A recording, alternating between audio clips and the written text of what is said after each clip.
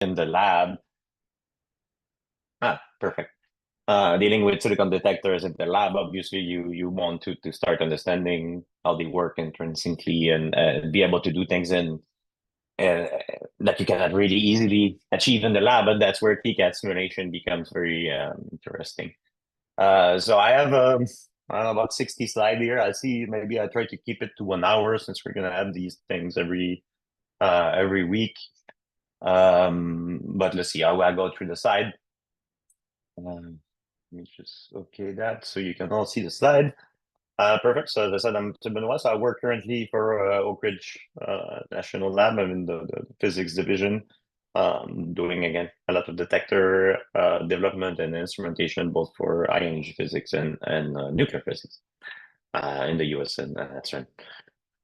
Um, so the outline of these slides. So I in these this hour an hour up to 2 hours, I want to give you an overview of the tool, what you can do with it, and then the perspective of you're doing detector development in high energy physics, and that means a bit talking about the tool first.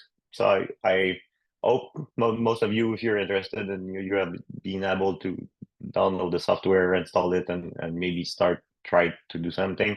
Otherwise, it's not a big deal. I mean, it's very you, once you're gonna have it installed, you can really quickly, easily go to the things gonna be explaining here.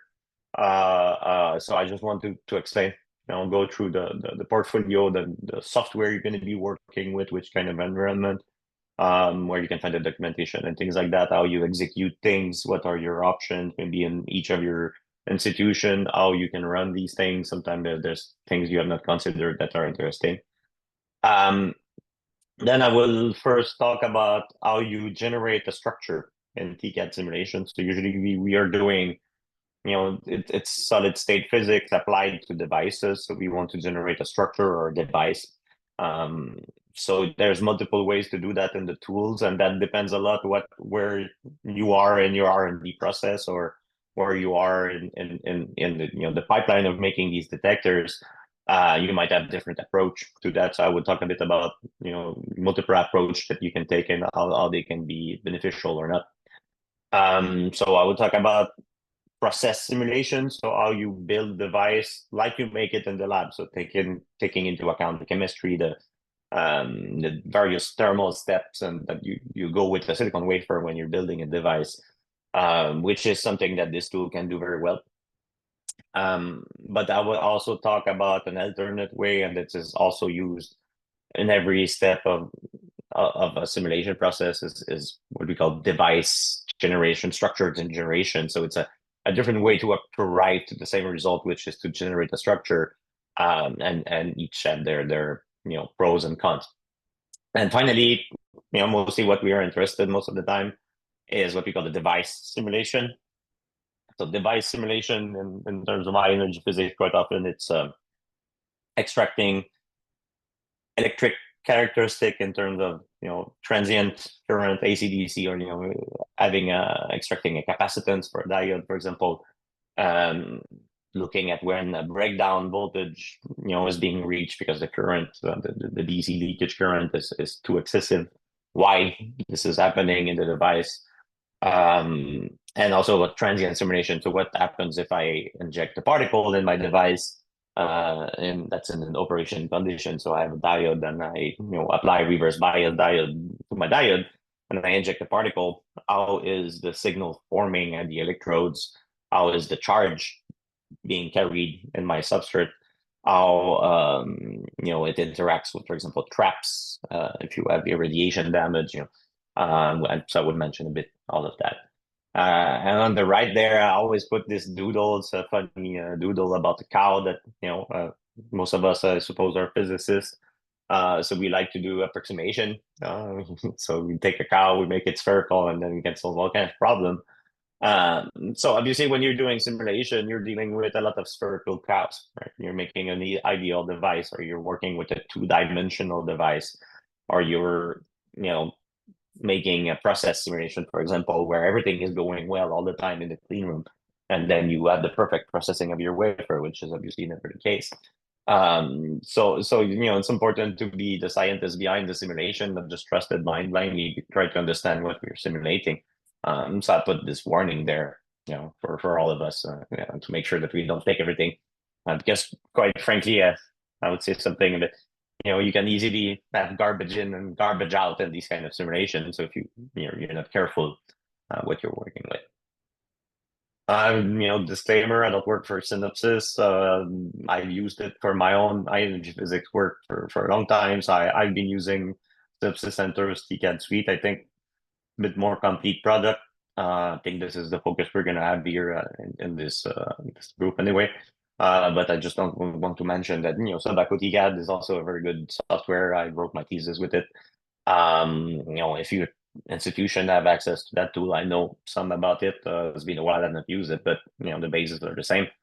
And then also I want to give some thanks here to Franck Nallet and Dimitrios Tsamados, who are from Synopsys. So this training was given first in back in France, where we organized this kind of exercise in person with students and presentation about the simulation of work of the students. It was called SimDet. So we were quite lucky to have some member of Synopsys in Europe come to the meeting and present some slides. So I did steal it up from them because they did quite good work. So there's you go for your disclaimer. So let's get into the core of it. So this is in one box, essentially what I just mentioned in the introduction. How do what's your goal? How do you start from to finish with TCAD simulation when you're doing detector design or maybe microelectronic design?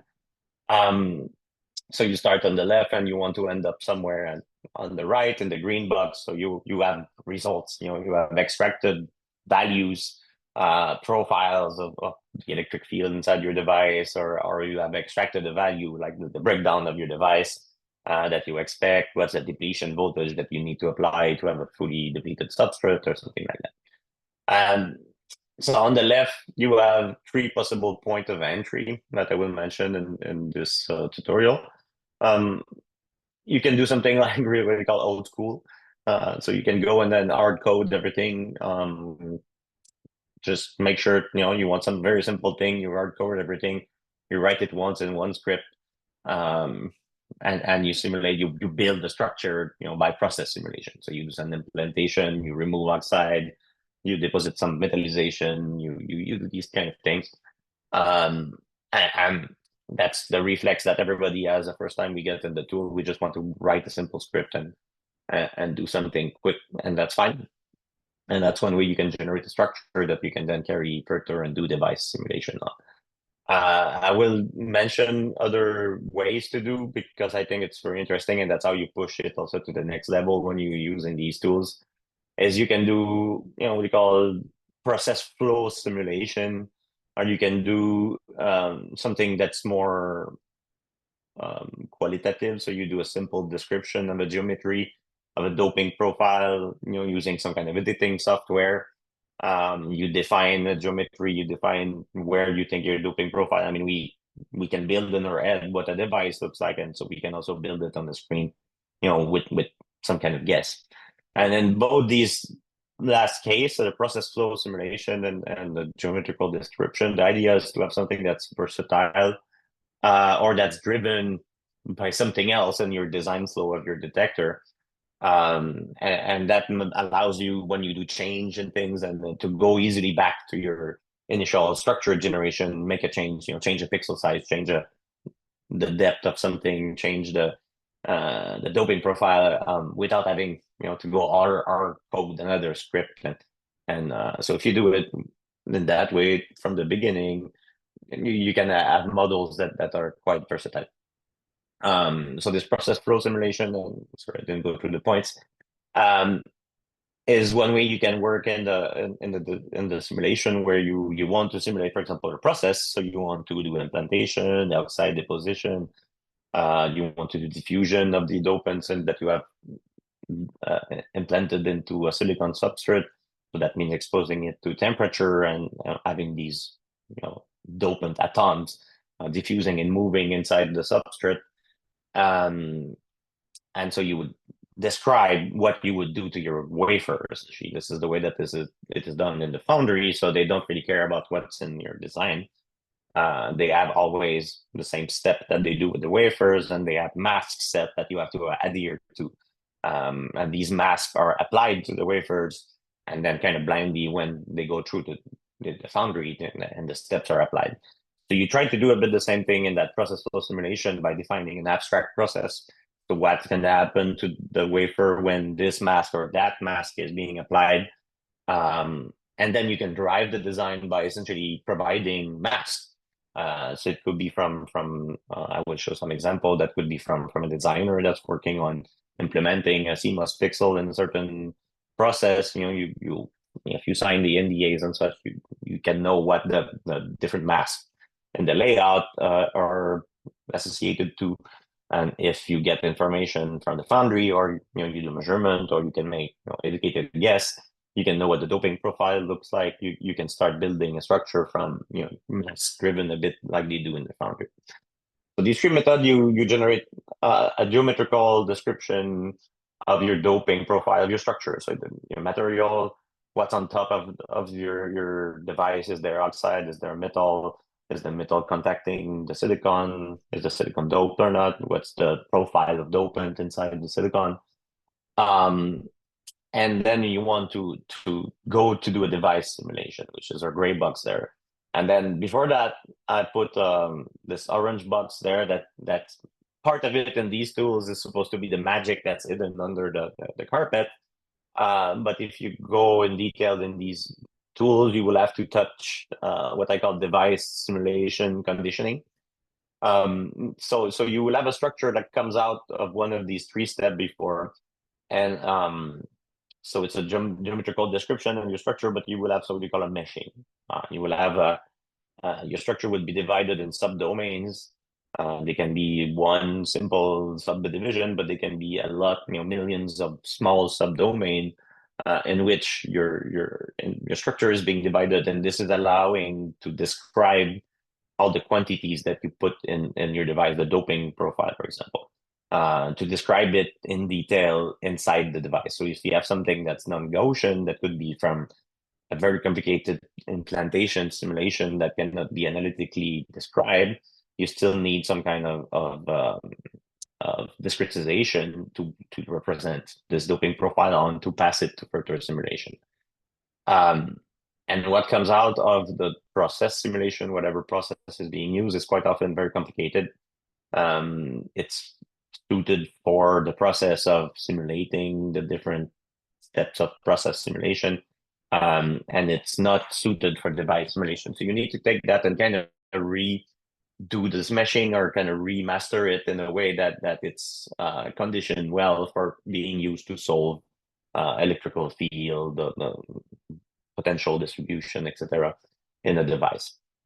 So it's we call remeshing. So you'll see in most of my example, there's some kind of step of remeshing. So I will usually, for example, take the structure and try to reduce the amount of mesh in places that are not interesting. So you can often, for example, have a very, very, very detailed mesh in the oxide, which is important when you're growing oxide in a silicon wafer, but not so important where you're interested in what's happening 100 micron deep into the silicon when doing device simulation for a detector. So in any case, your reconditioned device can be input into device simulation, and that's kind of where we want to finally get. This is where you're going to be applying electrical parameters to your simulation. You're going to be extracting things like electrical field, Rameau potential, electrostatic potential, the capacitance of an electrode versus another electrode. You can extract things like transient behavior, so you can simulate your device with time. And I will show that in many examples. But there's much more you can do. You can even go with these tools into looking at the thermal behavior of your device. You can look at the stress of your device. So when I say device simulation, we mainly think about electrical simulation, but that can go further. That can be can include SPICE simulation if you want to include element of circuit attached to the electrode of your device, but can also go into the electro-thermomechanical part of simulation. And that brings us to the processing that I mentioned at the beginning of the slide. So we go in the tool itself. Here in one slide, we represented the kind of the commercial slide from Centaurus to talk about their portfolio.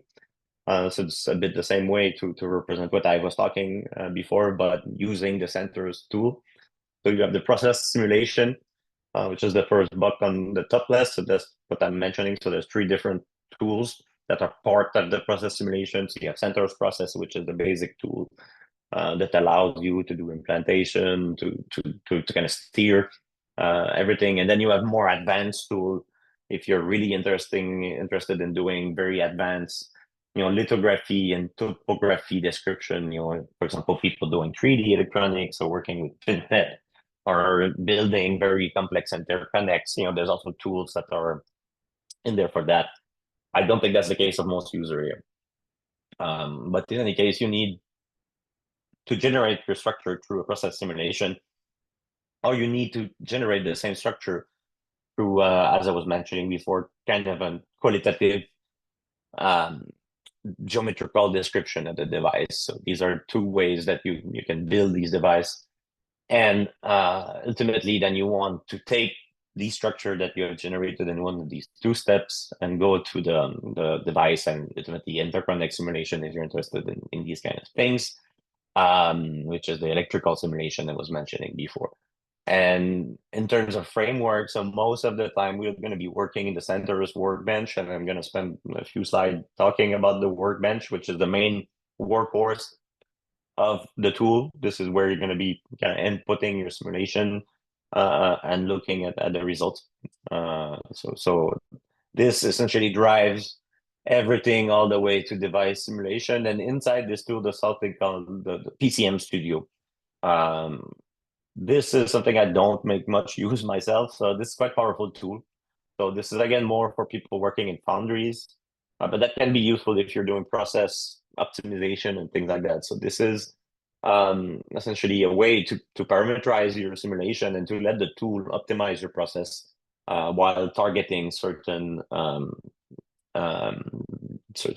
characteristic of your device. So if you want to have a device that has a low leakage current, a breakdown under a certain value, and this and that, you can make a simulation that is parametric of a device with extraction of all these parameters, give that to the tool and say, well, optimize all the parameters of my foundry or my process line to obtain these parameters. And or you can do Monte Carlo, for example. You can make variation of the process and see how it affects at the end these quantities. So it's something that I mentioned for completeness. So you can really push all the way to making Monte Carlo studies with TCAD. This can be interesting for people working with simple MOSFET or collection diodes, and see how you can affect, for example, the input capacitance of a small collection diode as a function of what's happening to the various well around that structure. So there's something you could use to do optimization and take some of the hard work away from you. So you just put this here. So as I was mentioning, so I spent some time on that side. So this is what we call the workbench. So if you go in the console and you have installed the Centaurus correctly, you will type SWB, enter, and this will, so the Centaurus workbench will open the GUI, which is this window there. Pretty much everything happens in there. I will, in the example, probably next week or in 2 weeks, I will, I couldn't do it today. I had difficulty to connect, but I can pop up the software and show you more the details of the interface. But there's some feature in there I find very interesting, and I want to just mention here. So this is the view you get when you start. So probably when you open it, there's no project that's loaded. So that's the region in the center here. You see the project tab, and you see this kind of spreadsheet area. And this is essentially the description of your project. So that sounds complicated, but we'll walk you through this project, and we'll see that it's not. It's actually a very clever way to manage simulation. So on the left side, you will have something called your example folder, and you usually have what do you call the home folders, so where you have your own projects, where you're developing your things. So you will need to define probably when you install CentOS where you're going to be, what you call the workspace, where you're going to be saving your projects and such and such. And also you have access to all libraries of projects that have been solved already, that you can also interactively play with, look at the details to learn about various aspects of the simulation software. So for example, the device editor, SDE, SDevice, which is the device simulation, the AC, DC, electrical simulator, meshing, so all examples that are only talking about how you play with the mesh, you do reconditioning, and beyond even what we were interested, where you can simulate optical system, you can laser generation, for example. You can, there's advanced example where you can look at the degradation of transistors, due to stress. So you can click through all these boxes here, and you will get these little yellow boxes here, which are projects. So you can double click on these guys, and they will open in the spreadsheet area there, the simulation project. So usually there's a little documentation that you can look at for some of the device. You can look on Google. I will show in the next slide how to open, let's say, all the interactive material for help. So when you open the project, then you will have this populated here. And what you see here is what you call your simulation tree. So simulation tree is, you can see it as a timeline, or from the beginning to the end. So you read it from left to right. There's an option if you prefer from top to bottom. You can invert it in the options, and you can configure this tool in many other ways, but usually by default it's like that. And so you go from left to right, and what you see then, each these little boxes inside the spreadsheet, they're what we call nodes.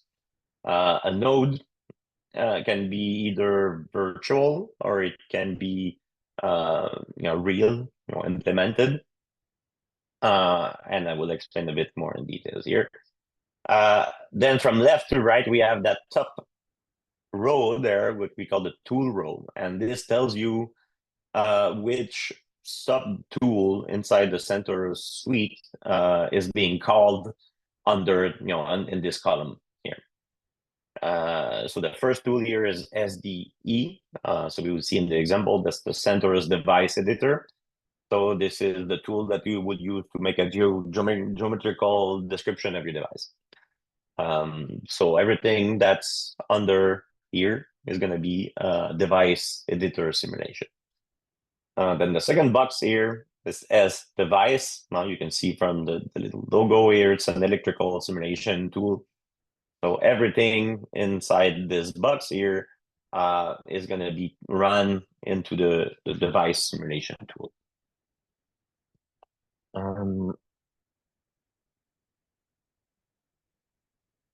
So I just want, okay, let me go to the next slide. I come back after. So in each column, so there's this second line here, and you will see these seems to be user selected. So for example, cons or BC or V bias or bar heights or such. These are user parameters that are referenced in the simulation script for the device edition or for the device simulation. So for example, so the way we build a simulation here, so we have a device editor simulation, and we have one parameter that we are interested in. Maybe it's the concentration of some implant in that device. And then we want to see what's going to happen if we vary the concentration of that device.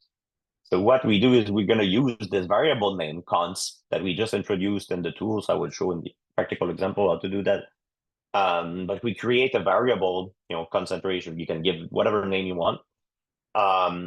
And this can be used in the script that we're going to write or the generate for the simulation. And it's going to be used to populate what concentration is going to be used for that implant for each simulation.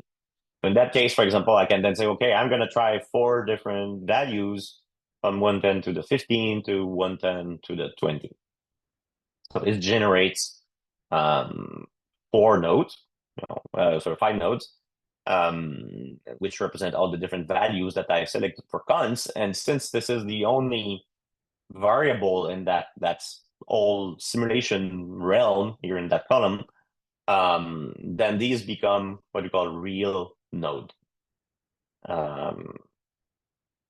In that second case, we have multiple variables, so maybe we want to explore all kind of multiple biases or electrical parameters for the device simulation.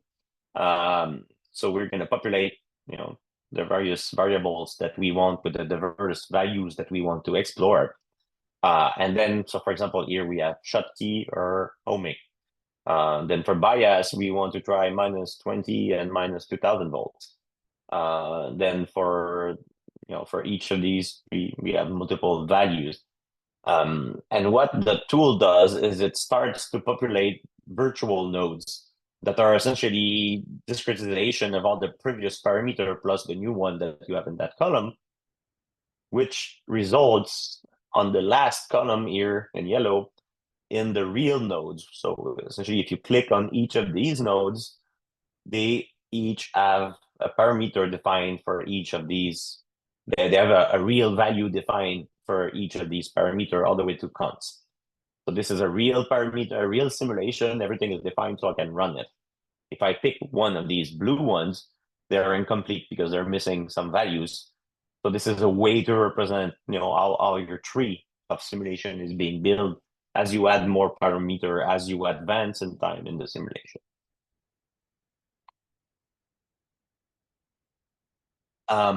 So there's a bit more, the simplified representation of what a virtual node is. So virtual node is something where you have a partially defined template. So you have a tool that's associated to it. You have a list of instruction, how to generate a structure, for example, but you have undefined parameters, for example, the width of your pixel and thickness. So these variables, they're going to be identified in the script. So you can look at the example when we go, in a week or two. You will see kind of values like that at thickness, at, with the arrobas or the email sign there. And this essentially tells the preprocessor, this is a variable, and you need to look into the workbench for a real value for these and generate a real node for it. So then you define the parameters in the tool. So you say, and then you define a real value for them. So for example, I want to vary my thickness. So I want to have a simulation in 100, 200, 300. So these will take all these virtual nodes. And then what you do in the tool, and this is called in the tool pre-processing. And so that's important to understand for a practical reason when you're working with the tool. So when you do pre-processing, what it does is it looks at all these virtual nodes, and populate and make sure that all the nodes are propagated all the way to real nodes where all the parameters have been defined, and generate what we call real simulation scenarios that are associated with each of these nodes. For example, a simulation script where you have replaced thickness by 100 micron, another simulation script where you have replaced, so essentially just parsing the text files and generating text file with that has replaced the value inside the text file. And these create these real nodes, which are going to be all your simulation scenarios. And essentially for the tool, it's easy now because it has like node number 38, for example, node 12. So as these different parameters, A, B, C for parameter 2, 1 for parameter 1. And so inside this node, for node 12, I have a script that's going to be called node 12 something something, which is going to be the script that you're going to run to run that real simulation. This is all built by the tool, so you don't even need to bother about that so much as long as you stay inside the graphical interface.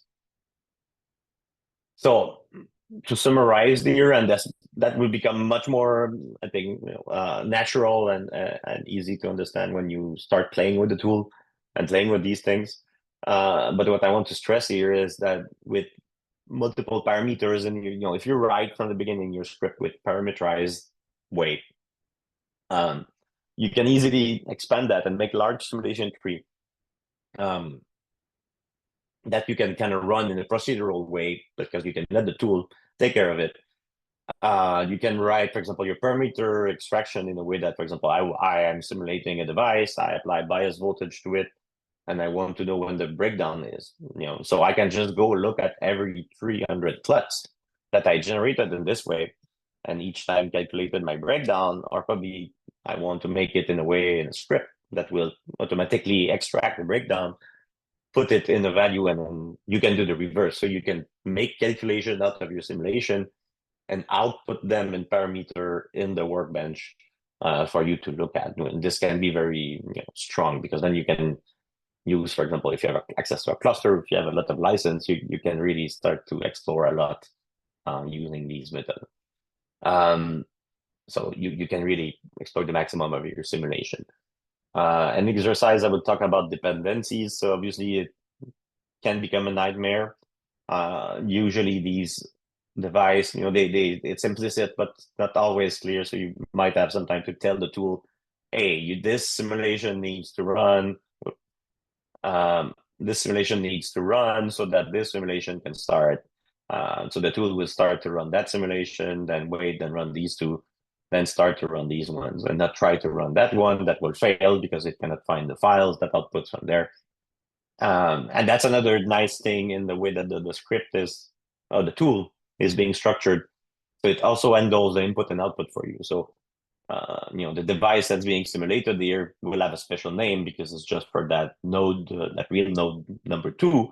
But there is also a way to write in your simulation script things so that the tools know that to take what comes from the inherited node, so the parent node, so that this tool will know to take the output of this guy will know to take the output of this guy, and vice versa.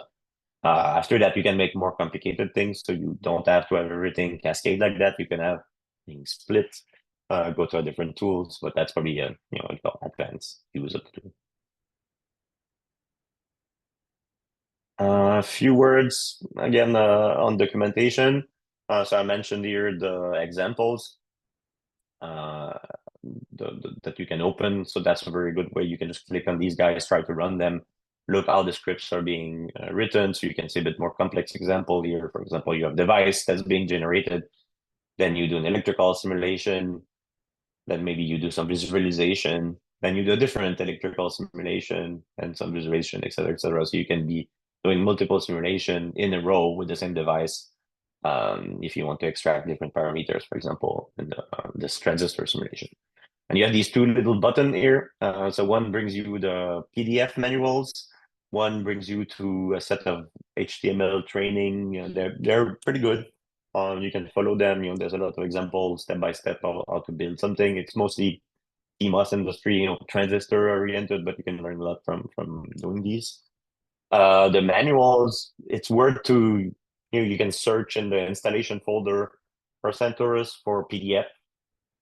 And they are all PDF, so they're just raw PDF that you can kind of copy paste, keep on your laptop, or keep an USB key.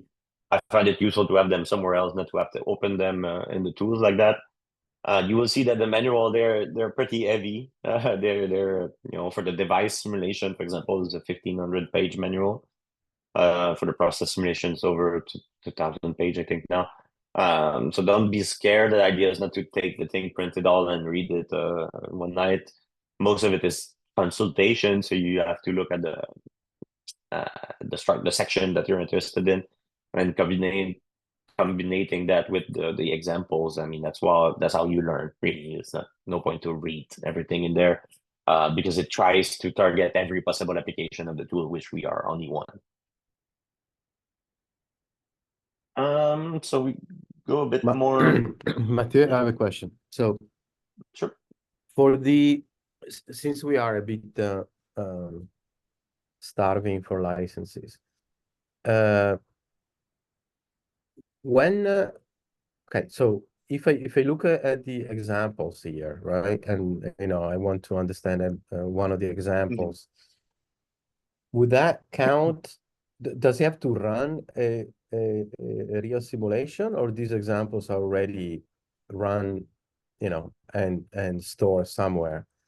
So if I I think look at the examples, am I counting against the number of licenses yes. that I? So that depends. So what checks out the license is when you run so for example, usually with your academic license or something, you have like 20 license of the workbench. So everybody can have a workbench open. It's not a problem.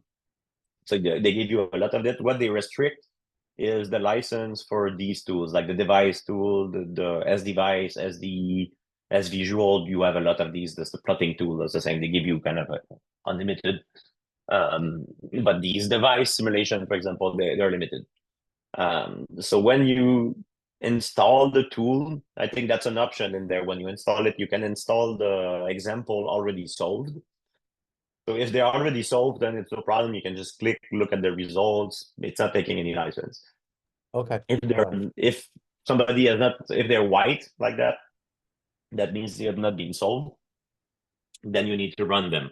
Most of them are very quick. They're made to run in a minute or two. So Okay, and but then then right. So, but then what happens if a license is already taken? Is going to go in the queue so automatically, or? it's gonna fail. I mean, there's multiple ways to program the tool. I'm gonna talk a bit about that. Okay. But you can see the color code in this spreadsheet here. It's referring to this downstairs.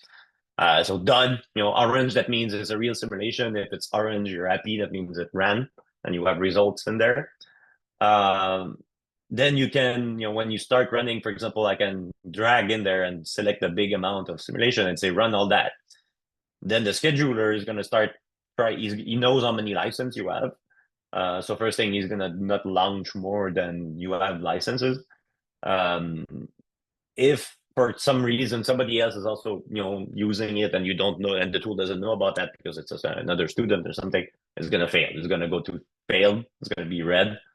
And then what's gonna happen is you can double click on these. Right. So these are each simulation areas. And that brings you this node explorer. Actually, that tells you kind of what happened for that simulation scenario.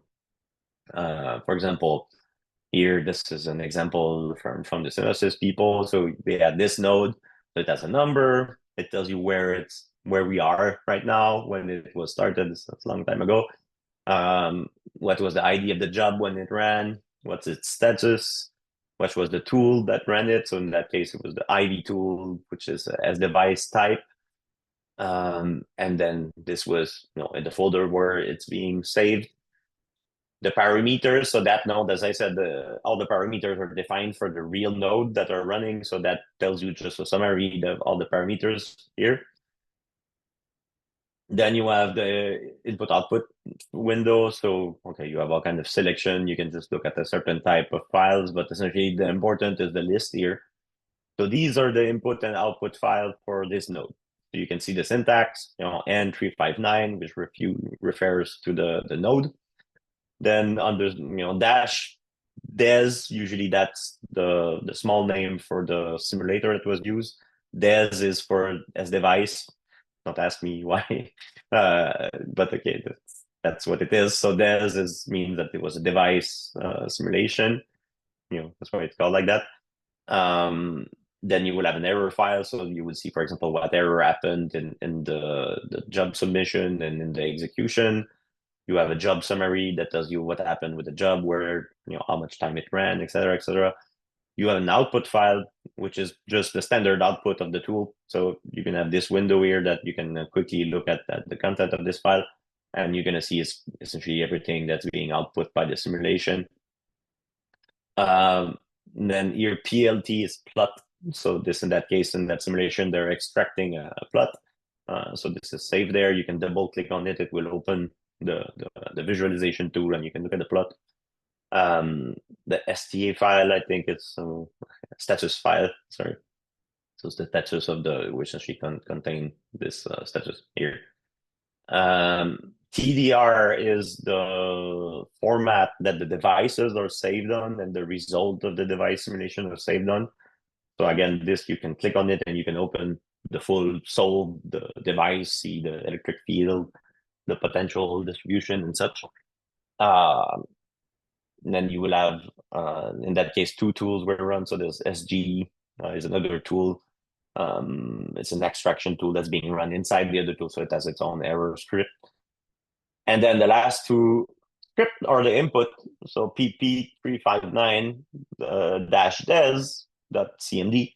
It's a command file. So essentially, that's the command file that was populated with all the parameters and written to the disk. And that's the command file that was given to the tool to run to generate that standard output here. And the last style parameter is a summary of the parameter that were used for that node. Finally, a few words about execution. So there's multiple ways once you use the tool, you will realize there's multiple shortcuts to execute things. But a very simple way to do it is you can click on the node or an array of node. So you can select and drag and pick an array, or you do Control A and pick the whole workspace. And then you can click on the little running guy here that will essentially pop you out the running menu. It will generate, in that menu, you will see a list of the nodes that you're going to be running. So in that case, I just clicked on this guy, I click run. So that's okay, I'm going to run node 359. It's going to ask you about the queue. I'm going to mention a bit about that.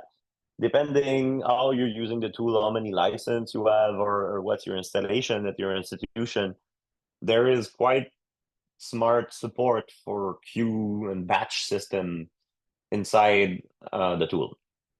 So for example, I was at CERN for many years. I was managing, we had 20 something or almost 40 licenses at CERN for these tools that were through your practice. And we were able to use, so as long as we made the license server available to LX Plus or LX Batch, we were able to tell the tool to send the job as batch job.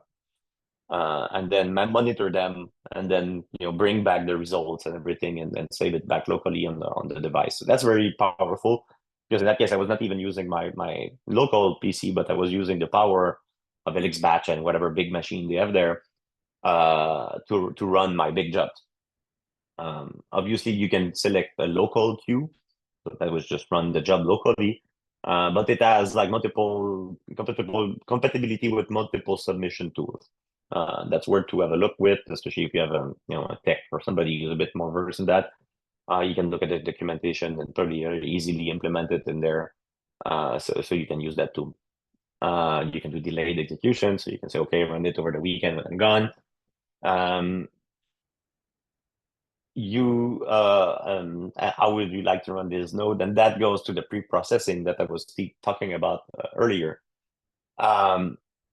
Pre-processing is the act of taking the templates that you have input. So what are the scripts that have all these abstract parameters in? For example, when you input for the device edition and the device simulation, you're going to put these at thickness at or something in there that are abstract.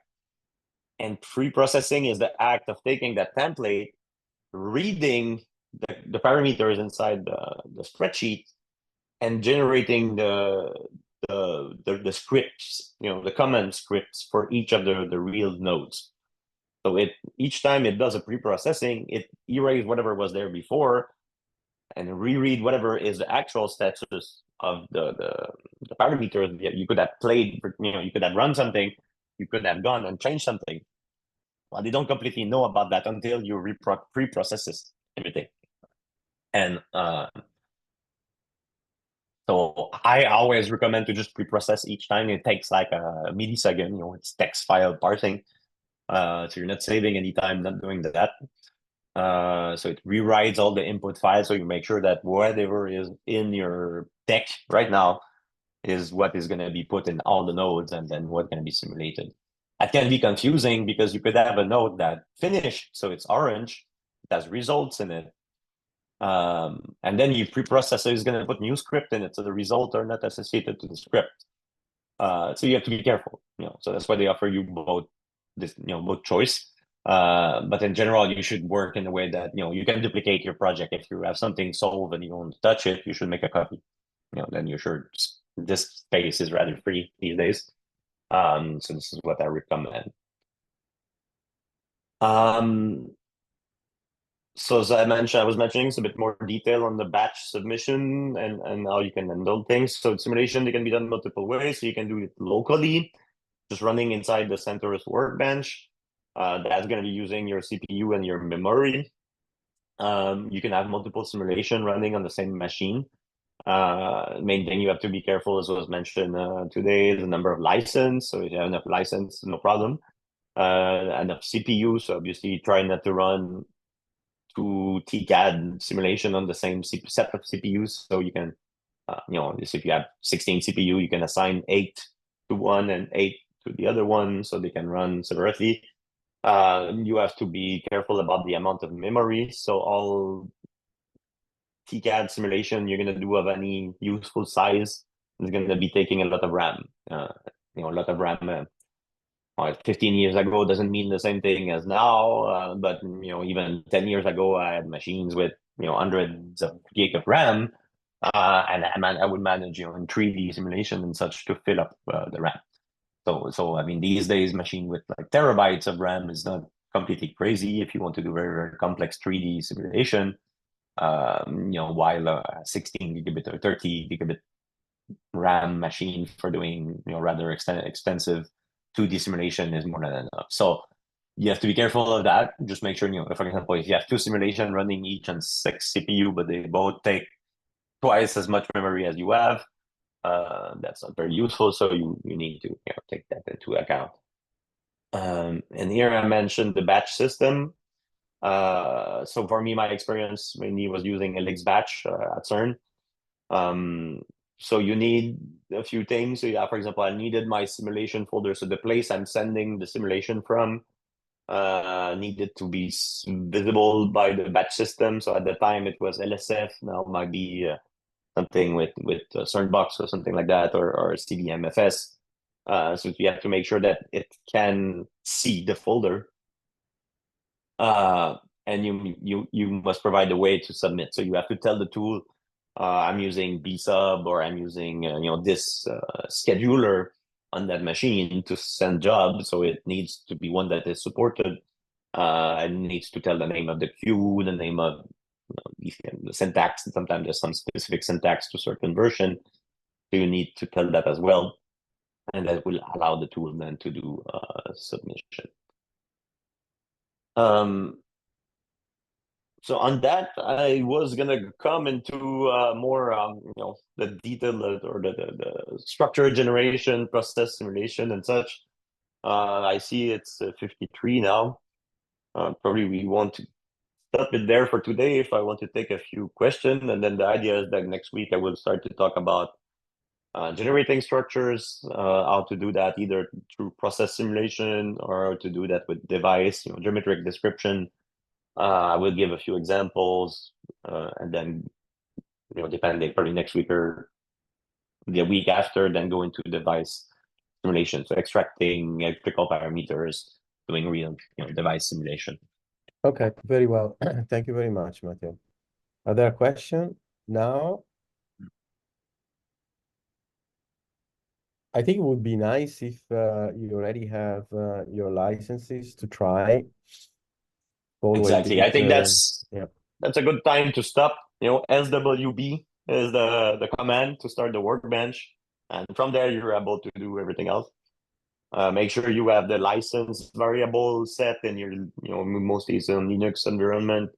So you need to point this is explained in the installation documentation. So either your sysadmin already told you about that, or make sure you have that so it can fetch the license so you don't have an error. It's just going to fail. It's going to say, well, I don't have license.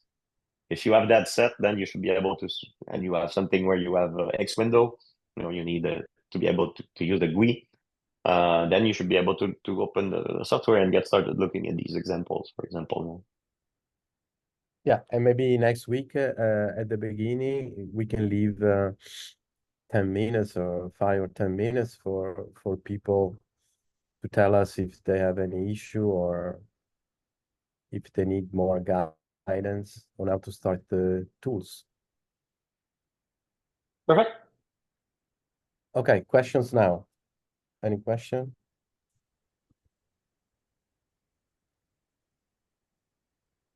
Yuta.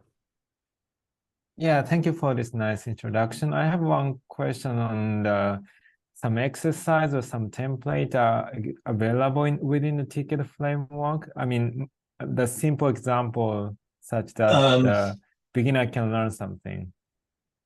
So I can send my slide already. They can be online even if I didn't go through everything. And then on the website, there should be this. So these are example of like pixel detectors, a bit more high energy physics oriented. So I found that, if you're a physicist, you work in high energy physics, it's a bit easier to look at that than their examples, because they're mostly MOSFETs. But there is diode example. So the device analysis is mostly they have a structure that's being generated and they extract electrical parameters. Depends a bit what you're interested in, but I would target mainly as process for process simulation. If you want to see how they process a wafer, as device to look at electrical simulation. And if you just want to start building device, then I would look at SDE, which is the device editor, which is the geometrical tool that you can use to build devices. And it's even an interactive tool, right? So I will show that also probably next week, that each of some of them have like their own GUI and everything. So it can be okay. Yeah, thank you. And another question I had, so we are, I mean, we means the University of Florida group are trying to get the license from the synopsis, I mean, from the TCAD. But we are told that we needed some justification to get the academic license, that our simulation study will not target any specific experiment, or we have some external funding to get this license. So we are trying to justify that along this line. But meanwhile, I'm also thinking if there are another way to start using the TCAD. For instance, you mentioned this CERN batch system. So I'm wondering if we enter the LX Plus, there are some way to use this license through the CERN account? It's tricky. I mean, technically, yes. That in practice, CERN's license, they're meant to be run at CERN. So if you're physically at CERN, no problem. They can get you, and if you're not, it's a bit on the gray zone.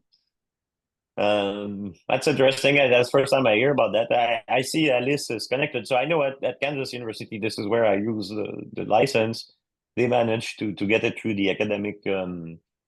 I don't know if she's connected. She can tell us a few words on that if she knows. Yeah. So at University of Kansas, evidently for a while, somebody had a university license and then they let it lapse. And so then I said, well, we just want to take it over. And so we had to pay. So we paid $1,500 for 50 licenses. I'm not sure that answers your question. Yeah, it does. I mean, yeah, thank you. So I think the most straightforward way is to ask to get the academic license by ourselves. Okay.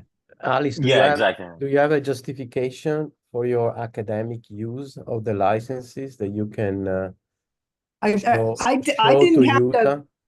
I didn't have to justify it because it was a university site license.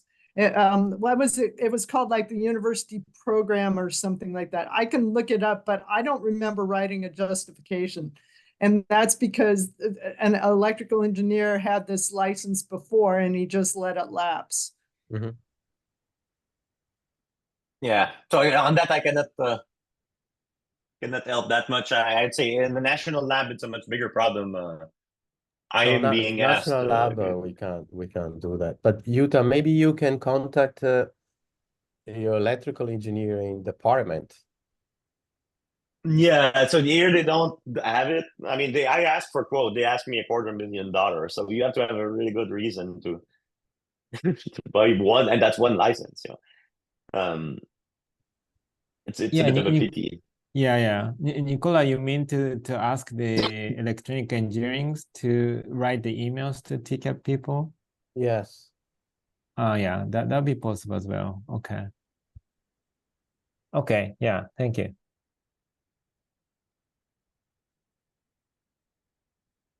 Okay.